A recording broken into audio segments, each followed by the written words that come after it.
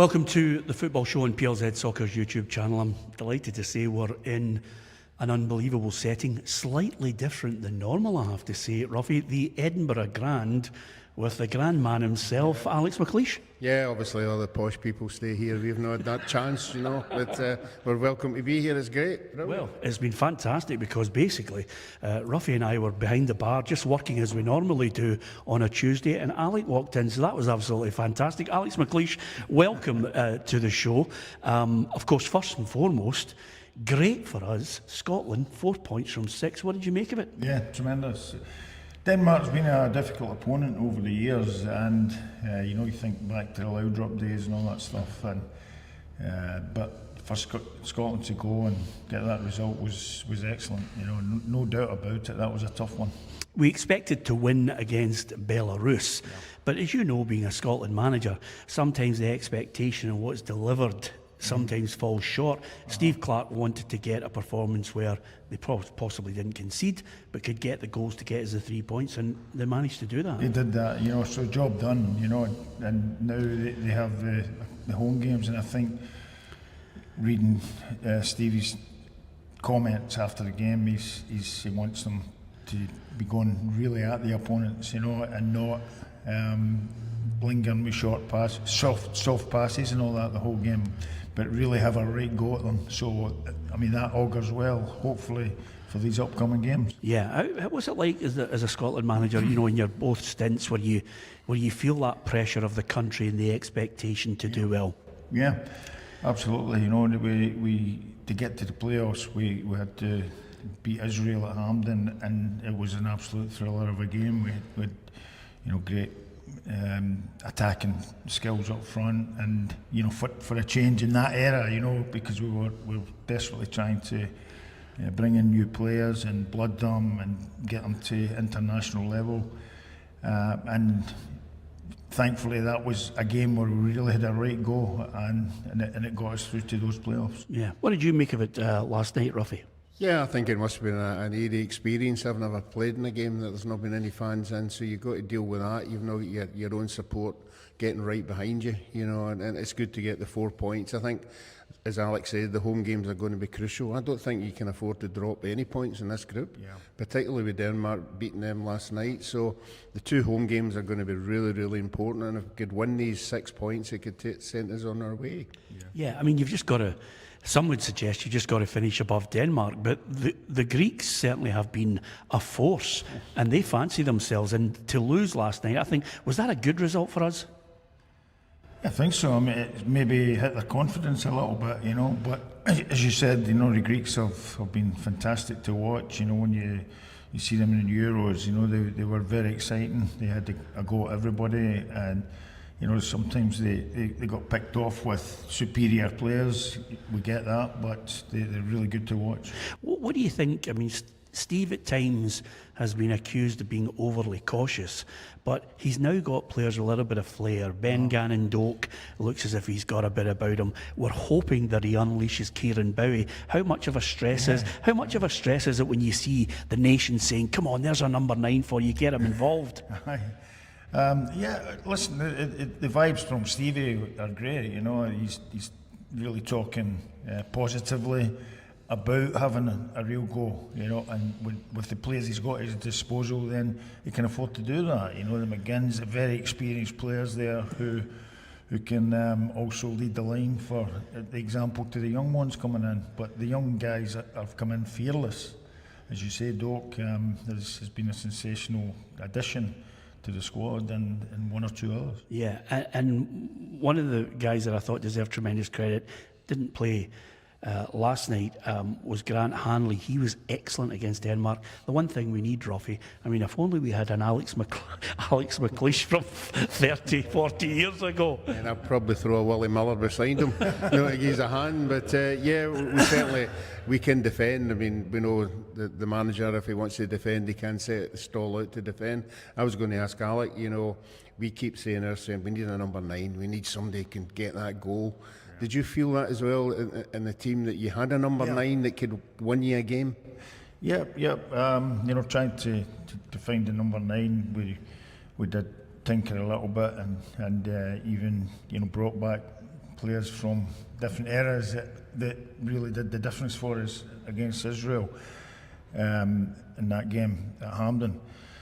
So, I definitely think that there is a real confidence about this squad, and the way, again, Stevie's confidence exudes everybody, and I'm sure that Scotland are going to get us to a great position. Yeah, and with that in mind, do you think Stevie now will probably look and say, okay, it's Greece, it's at home, Hampden's going to be bouncing. Would you unleash the likes of a Bowie or just bring him on at some point in the game? I think Stevie will have a strategy. He always does, and that's a good thing. As you said, I think it's possible that he'll bring him on latter stages, given that we've had a couple of the goal scorers have been doing their bit, the guys that we expect to score, and that makes the difference. Certainly when your strikers can finish the way they did this last game here.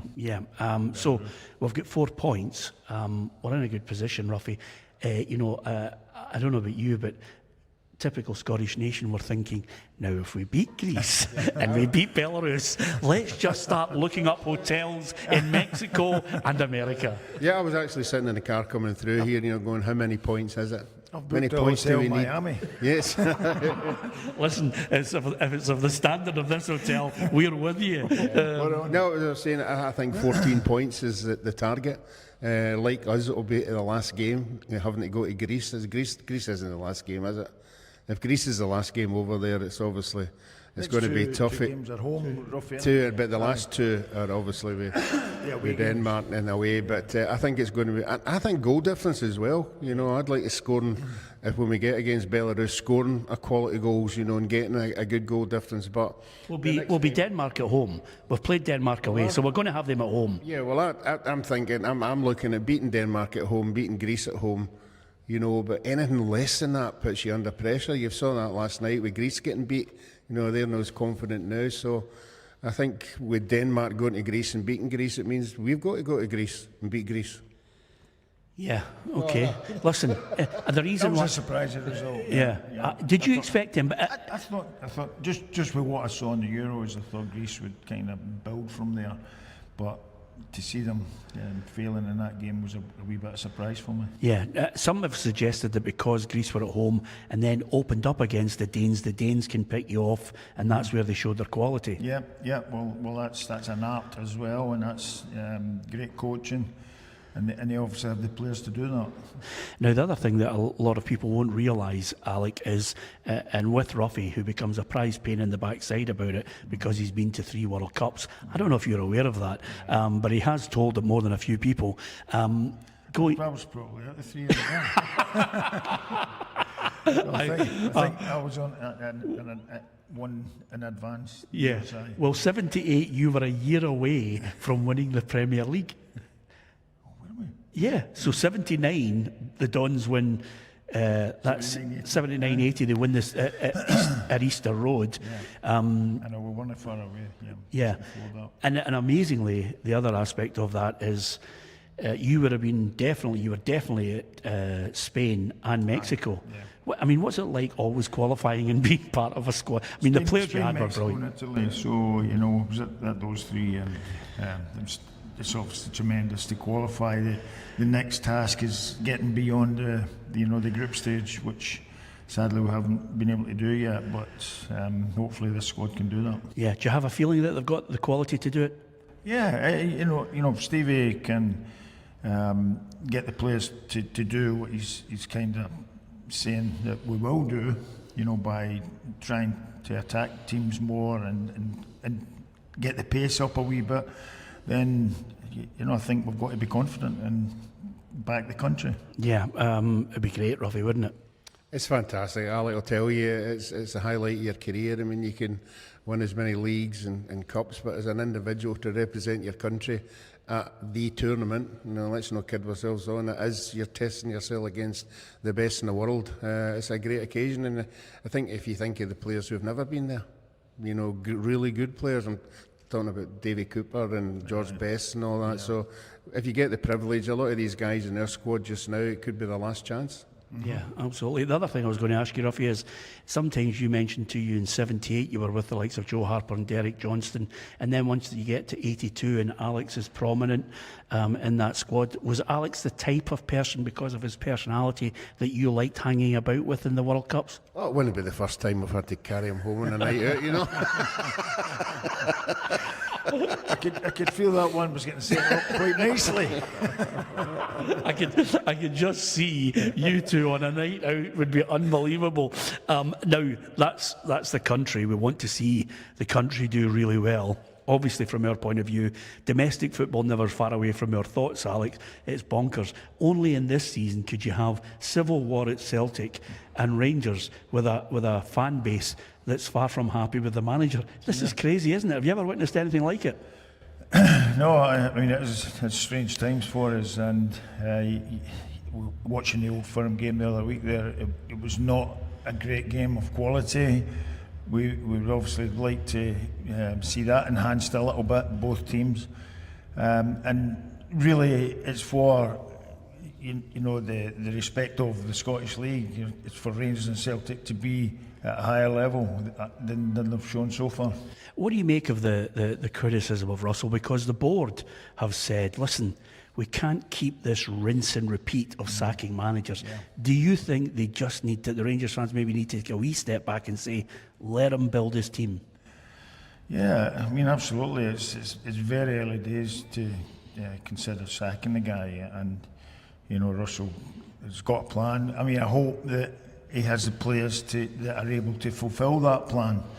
Because if you don't have the quality of the player to do that, then that is where the problem will come in for him, and that's really evident that if you're going to play the passing game from the back and you know, get to the centre circle and then get forced back the way, it really becomes quite intense and obviously boring at times.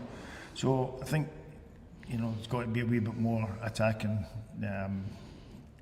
strategy from both managers, and you know, Brendan knows what Celtic are all about, and there's even rumours coming from Celtic that Brendan's ready to go. So I mean that remains obviously the current status in the back pages of the newspapers. So, and the other thing I was going to say to you, and I'm not in any way diminishing his CV in Russell, but you came in at a time when everybody was used to, the Rangers fans were used to Dick Advocaat buying multi-millionaires. Yeah. You had to cut the budget. I don't think I'm being derogatory towards yourself. You probably weren't maybe some Rangers fans' cups of tea, but you had a good CV and you were in there trying to maintain the level of expectation that the Rangers fans had. It's really difficult for Russell Martin to do that. Yeah. Listen, I knew what Rangers was all about, and you know, the minute you walk in that door, then the demands of, you know, obviously the fan base, but it's just the pride of a club like Rangers that they have to be in amongst the trophies every year. And thankfully, I was able to ignite a squad again after Dick Advocaat left. Dick says, Alex, listen, you're a new kid in the block at that time. Not a kid anymore. Yeah. But, you're a new kid in the block. It's up to you. They don't listen to me anymore. And, you know, I got them going again. And thankfully, we had quite a successful 3 or 4 years. I know Ruffy wants to ask you about Raskin, but I was going to ask you one little point on that. Is you were up against Martin O'Neill, and you were up against Martin O'Neill where he had a lot of money and he also had a lot of quality players. How do you view Russell Martin with the money that Rangers have spent and the fact that they're up against a coach like Brendan Rodgers and apparently 100 million in the bank for Celtic? Goodness, yeah. Well, I mean, you really are up against it when they've got that kind of backing, but again, it comes down to hopefully the manager choosing the players that can do the job. You know, it's as simple as that. You know, back in the day, I did a lot of scouting myself. You know, now it's logarithms, algorithms. It's the computer guys that are kind of seem to be running the show. But you know, I always felt that a decent eye. You know, people will say, "Oh, well, what about that guy? What about that other guy?" But in the majority of players that I've chosen, I think I've chosen the right way. Do you think it's important that the manager gets a good look himself at players? Because the modern day football now seems to be that you're there as the coach, and suddenly somebody else is bringing the players in. Yeah, obviously I'm not an old dinosaur now, but it does seem a bit baffling that the managers rely. I mean, Brentford have been phenomenal in the English Premier League. The players that they've chosen, Brighton also, they've got a system that is second to none. But everybody's trying to aspire to that, and they're not quite there. And sometimes you feel that the clubs are listening to the guys who are watching through their computers, the logarithms, as I said, logarithms and algorithms, use those words again, that these seem to be dictating what clubs are doing these days. Ruffy, you were talking about... Yeah, I was going to say, obviously, as a manager, one of the problems that the Rangers manager's got just now is the Nico Raskin. Now, you've been at a few clubs in your time. You've obviously come up against that kind of situation with a player. You know, how does he deal with that? What's the best way to deal with that situation? Well, I think if it's a player that's important to your plans, then there has to be some kind of peace, between the both of you.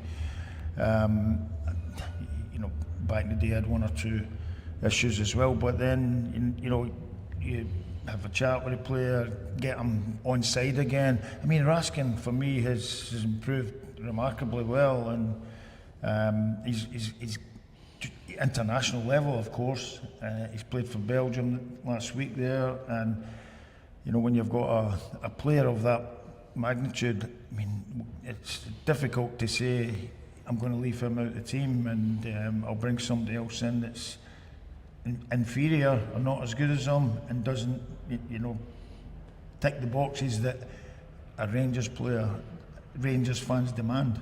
Do you think it's important then that maybe as a manager, Russell then has to say, okay, I need to maybe take a wee step back here to get him on side, and maybe there has to be a similar process from the player to say, okay, I might have been out of order. How would you handle that? Yeah, I think there's got to be a little bit of peace talks between, the game's moved on years since I was a manager there, but I think it's very important that the heads lock and they get a solution. I can't let you go without obviously talking about your old club Aberdeen and some of the other managers that are out and about that you know about. Everybody's wondering if the other clubs can mount not necessarily a challenge, but make it interesting. Hearts say within 10 years they're going to try the Brighton and the Brentford blueprint. Do you think, one, they've got the right man to do that short term to maybe split the old firm? Yeah, well, I mean, that's something that none of the clubs have been able to do over quite a long period of time. And for years and years, we've always expected Rangers and Celtic to be number one and number two, at the very least.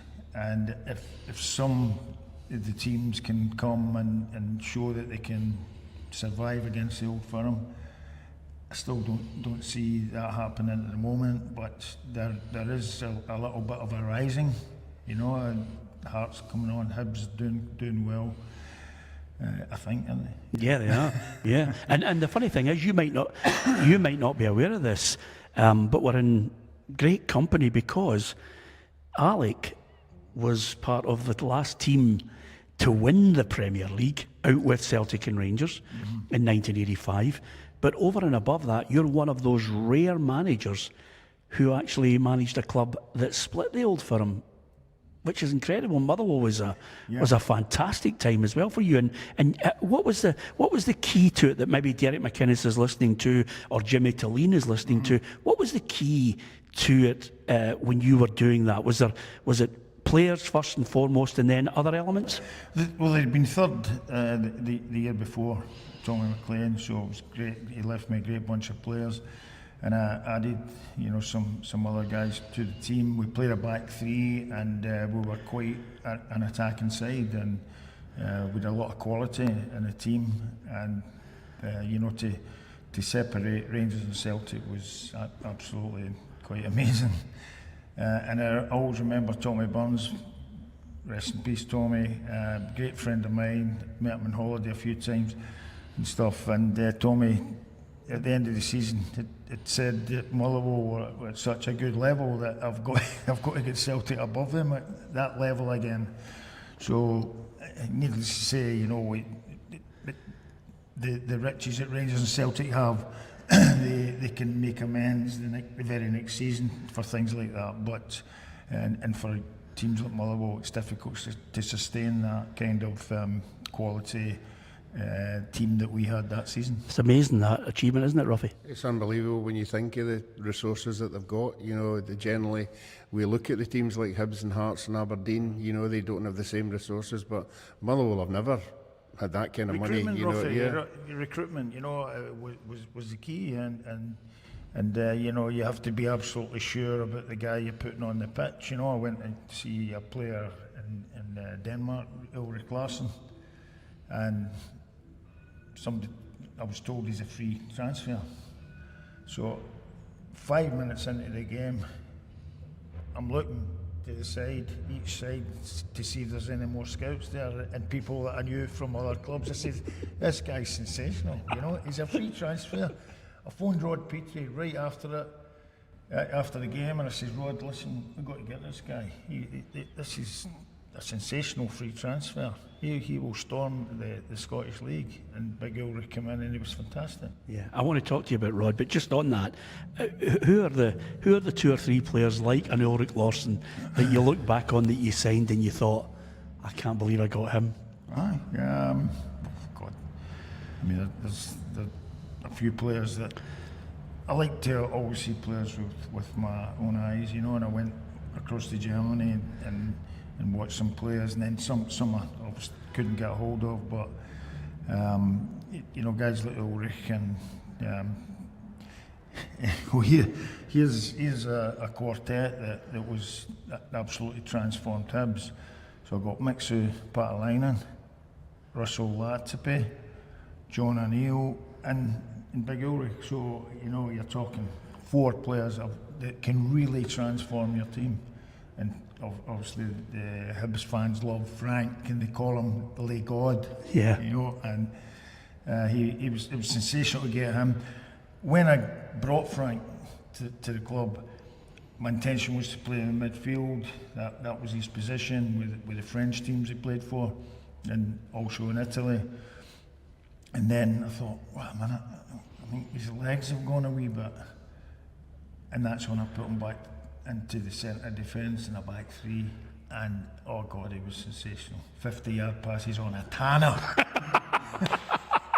By the way, I mean, honestly, I could spend it. By the way, Big Bert did a turn for you in a semi-final as well. Yeah, Bert Conterman, yeah. He was a... Well, that was me cementing my kind of acknowledgement from the Rangers fans, because I was thinking, if I don't win this one, then I'm, kind of soapy bubble, and the fans will start muttering.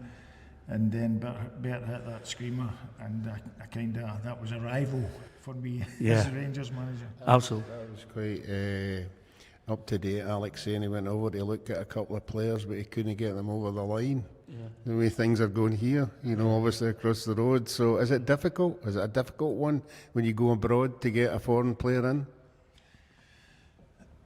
Well, I phoned Rod immediately, and I said, Rod, listen, you've got to sign this boy. He's costing you nothing, no transfer fee.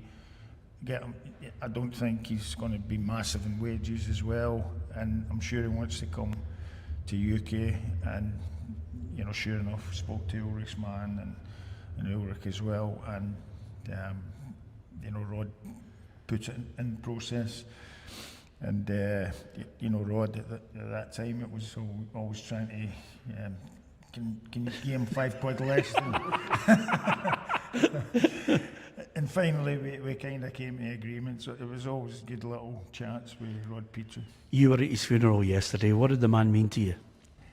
I mean, absolutely fantastic. You know, I did eventually get to know Rod and tried to have a strategy of how to work him because he was a fantastic accountant, Ernst & Young, all that kind of upbringing, and therefore he was watching the pennies very closely for Sir Tom Farmer at the time, and then I thought, right, I've got to find a strategy to get into Rod to try and calm him down and make him just pay a wee bit more, and sure enough, you know, it was talking away, and then so maybe put in 3 figures and always take the middle one. You're a smart man, by the way. Well done. So I kind of won Rod over that way, and bringing those 4 players to the club absolutely transformed the team, and it was a pleasure watching that team out in the pitch at Easter Road. Yeah, just on that point, Ruffy's trying to get you on. I know you're going to talk. You were just trying to get him on Brendan Rodgers there. Just to finish, Brendan Rodgers under a bit of pressure. Celtic have been accused of being penny pinching on it, but I can't see Brendan walk. I think he'll want to try and go out in a high. It's going to be an interesting battle between the two of them. Yeah. I mean, there was a bit of unrest, and a lot of Celtic fans kind of held it against Brendan the last time he left to go to Leicester. And again, there was some of them moaning about him coming back. But I think he's a tremendous coach. He knows what he wants, and maybe not quite got Celtic up to the level that he wants to. So there seems to be a wee bit of a standoff between him and the board at the moment. So who knows? We're reading in the papers that there's possibilities of him going back to England, and if that happens, I think there'll be uproar at Parkhead with the Celtic fans. Yeah, just before we go and finish, Ruffy, what have you, me and Alex got in common? Well, I know it's no money. I don't know, you've got me on that one.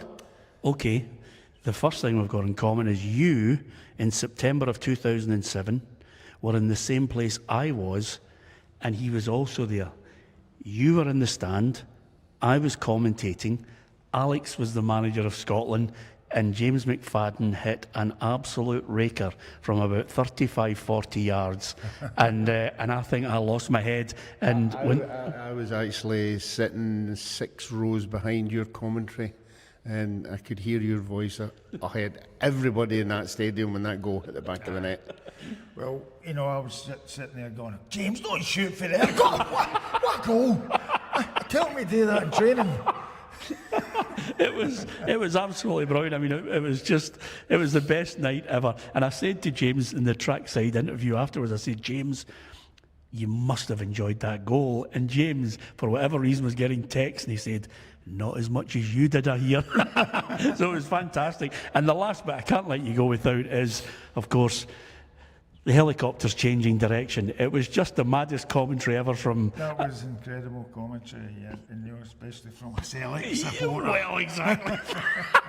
Thanks for that, because I can remember your chairman, Sir David Murray, phoning up and saying, you know, Peter, can we have your commentary? Can we have your commentary for the helicopters changing direction? I said, can you make it any worse for me? You know, the unfurling of the flag. What a day it was for you. That was, yeah, absolutely phenomenal. But you know, listening to your commentary over and over again, every year somebody sends me an anniversary greeting. When were helicopter Sunday? I've been getting reminded of it for the last 20 odd years, and I always get sent your little video piece, and it is just fantastic. I mean, that day was incredible. At half time, the league was over. The boys were.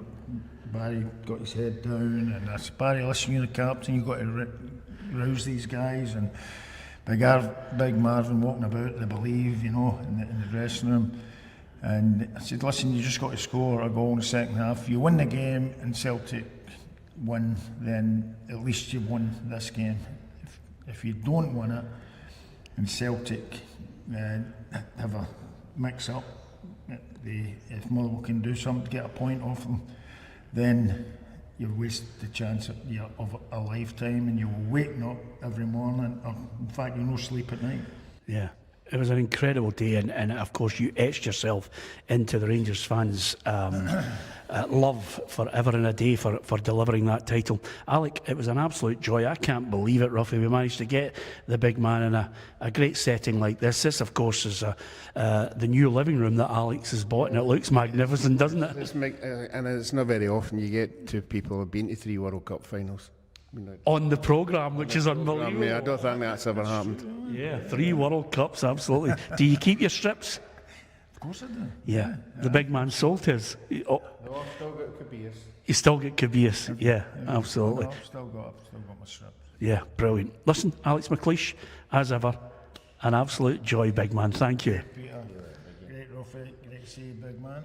Brilliant to have Alex McLeish on the programme. Don't forget PLZ Soccer on YouTube. Hit the subscribe button and come and join the football family.